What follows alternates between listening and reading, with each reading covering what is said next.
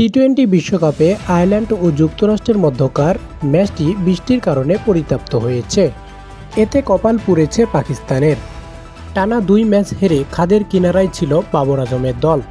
Ireland ও যুক্তরাষ্ট্রের মধ্যকার ম্যাচটি পরিত্যক্ত হওয়ায় গ্রুপ পর্ব থেকে বিদায় নিতে হলো পাকিস্তানকে। আয়ারল্যান্ডের সঙ্গে পয়েন্ট ভাগাভাগি করে সুপার 8-এ জায়গা করে নিল যুক্তরাষ্ট্র। 4 ম্যাচ থেকে 5 পয়েন্ট মার্কিনীদের। অন্যদিকে 3 ম্যাচে 2 পয়েন্ট পাকিস্তানের। শেষ ম্যাচ জিতলেও যুক্তরাষ্ট্রকে ছুঁতে পারবে না পাকিস্তান।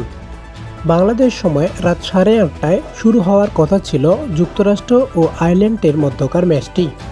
তবে বৃষ্টির কারণে টসও অনুষ্ঠিত হয়নি।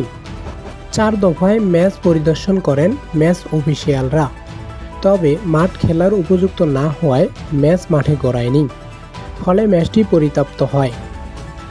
বিশ্বকাপে সাউথ আফ্রিকাকে অবাক করে দিল নেপাল।